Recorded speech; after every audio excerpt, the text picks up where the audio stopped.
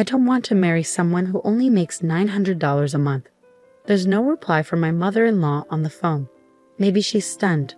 Hello, are you there? I'm talking about the mother of a man who only earns $900 a month. What are you talking about? I'm saying Aaron only makes $900 a month from his part-time job. I think you might be missing a zero. No, I'm not. It's really $900 a month. My name is Maria, and I'm a 29-year-old housewife. I've been married to my husband, Aaron, for 5 years, and we live in an apartment. We don't have children yet, and though we're not rich, we live comfortably and happily, doing work we enjoy. About 6 months ago, things started to change. My mother-in-law, who lives nearby, demanded to move in with us.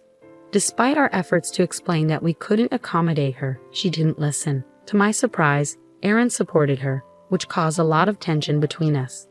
Then Aaron made a troubling decision. After my father-in-law passed away a few years ago, my mother-in-law had been living alone and managing fine.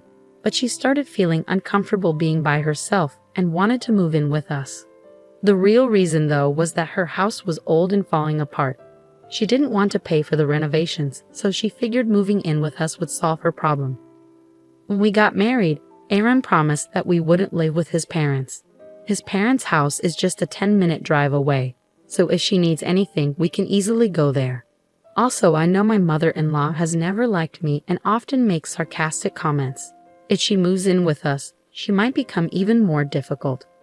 On top of that, she recently quit her part-time job and is now unemployed. If she moves in with us, we would have to cover her living expenses too, which we just can't afford right now. Despite this, my mother-in-law said, "Don't be so proud when my son supports you financially." I tried to explain that I work from home and Aaron doesn't support me financially, but she ignored me. She insisted that with Aaron's income, we could live comfortably, but we can't manage on his income alone. So I asked her if she knew how much Aaron makes each month. She replied confidently, "Of course. He's my son, and you're lucky he's well paid." Really? How so? If my husband's salary were really high, then a part-time job working just 3 days a week would pay well too, I said. My mother-in-law, acting superior, offered to handle the housework so I could focus on work. She then criticized me, saying, "You can't manage your finances well even though my son earns so much. Aren't you a big spender?" I responded, "No, I'm working hard every day and saving money. I'm not a spender." She then said, "Aside from money, this apartment is too small for 3 adults." When I mentioned that, she casually asked, "Do you want to move to a bigger place or buy a house?" Aaron, influenced by his mother, started to change his mind. I wondered if he couldn't stand up to her or if he actually wanted to live with her. He began to complain, telling me not to be so stubborn about his mother. He even said something that made me question his true feelings. "It's more enjoyable to live with my mother, isn't it?" Aaron asked. "What are you talking about?" "He says she'll take care of the housework for you. It would make things easier for you, Maria." Aaron seemed fully on board with the idea of moving in with his mother. I didn't know what to do. I tried to resist as much as I could, but out of frustration, Aaron took drastic action. While I was out for the day, he moved out of our apartment. When I came home that night and saw that his things were gone, I immediately called him. "Where are you?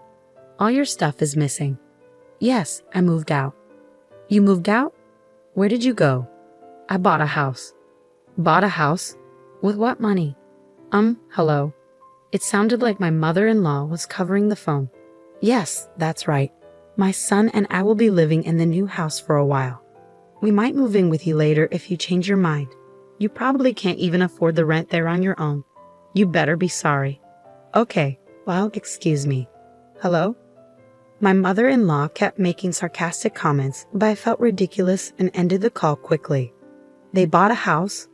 They must be lying. There's no way Aaron and my mother-in-law could afford a house with their finances. I don't know where they are, but they can do whatever they want. Honestly, I can live on my own without Aaron and manage financially. I was already paying the rent myself, so I'm not worried.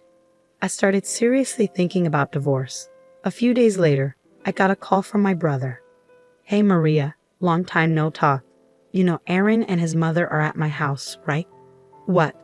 "My brother owns a house. After he bought it, he got transferred, and I've been managing the house since then." "Hold on a second." I immediately check the safe in the bedroom. The key to my brother's house is missing. Tom, the key is gone. Did you call Aaron? No, I'm actually watching the house from outside. I'm sorry, Tom. It's a long story. I think I have a pretty good idea of what's going on. What should I do? We can call the police right away. Yeah, but they're your family. I don't think the police will intervene. That's true. I'm sorry. I'll handle it in a couple of days. Can I ask you to wait a bit? Okay, let me know if there's anything I can do to help. Thanks.